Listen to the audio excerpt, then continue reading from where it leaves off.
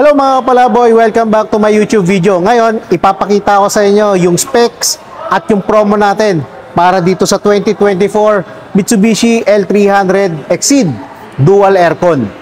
Tara, samahan nyo ako at please don't forget to like, share, and subscribe on my YouTube channel para updated kayo sa mga promo at other Mitsubishi units na parating sa atin. So guys, umpisa natin dito sa harapan ng L300. Kung napapansin nyo guys, ganun pa rin. Naka-halogen headlamps pa rin siya. Tapos yung kanyang radiator grill po, ano na po siya, naka-horizontal chrome grill. Siyempre, hindi mawawala yung steel bumper natin. Guys, yung L300 natin, equipped na po siya ng 10-inch ventilated disc brakes sa harapan. Tapos sa likuran naman po niya, yung braking system sa likod, naka 10-inch leading and trailing drum brakes naman. Yung suspension pala ng L300 natin sa harapan, naka independent wishbone and coil spring. Sa likod naman po, semi-elliptic lip spring naman or nakamuelya siya. Siyempre, yung L300 natin, naka-design para sa kargahan. Yung maximum payload na pwede natin ikarga dito ay nasa 1,215 kilograms. Yung L300 natin, yung overall length po niya, 4,260 mm. Tapos yung overall width po, nasa 1,695 mm. Then, yung overall height po ng L300 natin, ano na po siya? 1,895. Mas mataas po siya ng 100 mm kaysa po sa previous Euro 2 compliant natin na L300. So guys, meron pala tayong special guest ngayon. Itong hawak ko ng millimetro. Kasi po gagamitin natin siya para ma-actual natin na masukat yung mga kailangan natin sukatin sa kanya. So, umpisa natin dito sa gilid. Yung gilid po kasi niya or yung wheel, yung gap between the wheel sa dito sa wheel well po, ano lang po siya, nasa 200 mm po, 1.5 cm. So, mas mataas po siya kaysa doon sa previous model natin. Pwede natin to idaan sa mga matatarik na kalsada. At syempre, hindi yung siya sasayang basta-basta kung meron tayong bitbit na mga mabibigat. Sukatin naman natin yung likod na gulong L300. So guys, dito naman sa likod, yung ano po niya, yung kanyang sukat naman, nasa 180 mm po. 100 natin. Equipped na po siya ng 2.2 liter na 4-in-line diesel engine na Euro 4 compliant. Ang ibig sabihin po nito guys, napakalinis po ng combustion na nilalabas ng ating makina. At syempre, iwas na rin ito sa huli sa mga ASBO or mga anti-smoke belching unit sa mga local government po. Mga kapalaboy, nandito tayo ngayon sa loob ng L300. Syempre, nakaupo ko dito sa driver side or sa driver seat. At ngayon, napapansin nyo yung kanyang steering wheel. Ganito po yung forma. At yung kanyang cambio naman po, dito nakalagay sa steering wheel din. Then, yung kanyang control sa ilaw or yung switch, ito naman po, nandito lang. Tapos, meron din po siyang control po or switch para naman dito sa wiper. At guys, yung kanyang handbrake, ito po, hinahatak po siya para gumana po yung handbrake niya.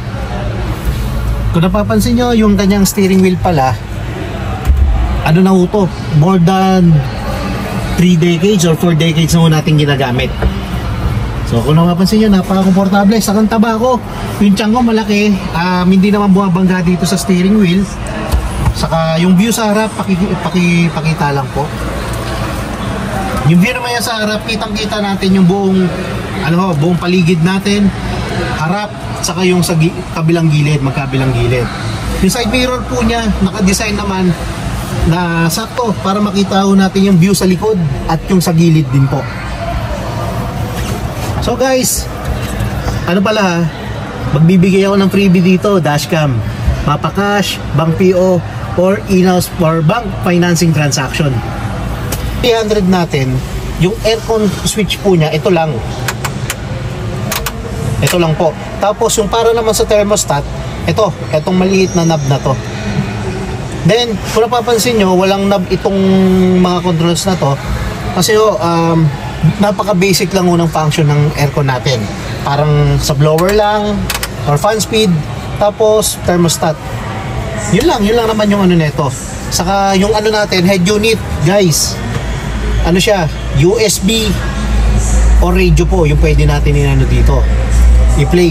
USB audio lang po pala yung pwede natin i-play dito. Saka pwede po tayo magsaksak ng SD card para makinig sa music. Para sa kaalaman ng lahat, yung likuran po ng L300 natin or nung cab ng L300, bukas po siya. Wala po siyang cover. Kung magtatanong din po kayo kung sisingaw ba yung lamig dito, hindi po siya sisingaw basta-basta. Unless mabutas po yung kanyang weather strip dito sa likod.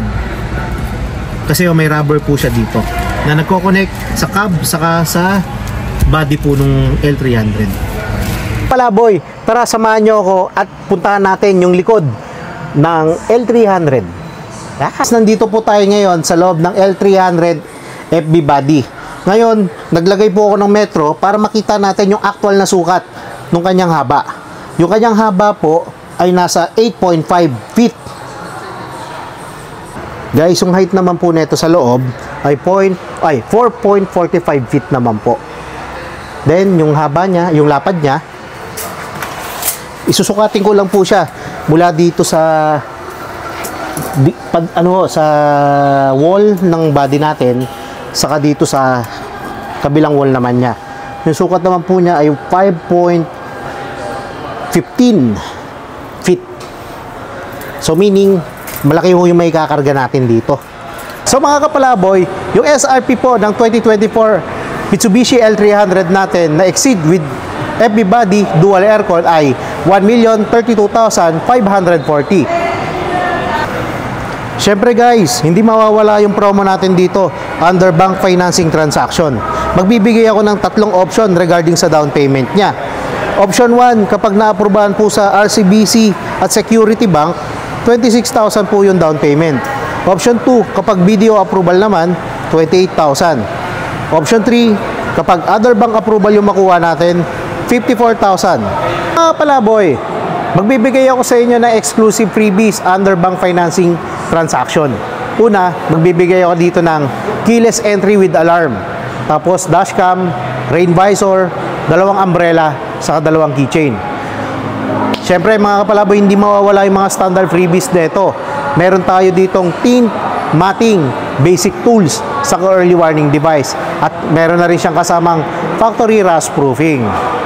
And mga kapalaboy, kung meron kayong questions or inquiries regarding sa Mitsubishi L300 natin o di kaya sa other Mitsubishi units, please don't hesitate to call me at my number indicated dito sa screen, or i-message nyo po ako sa aking social media accounts na nakalagay naman dito sa link sa description po. At syempre, mga kapalaboy, please don't forget to like, share, and subscribe on my YouTube channel. At sana, kayo naman yung maging next Mitsubishi client namin. Bye!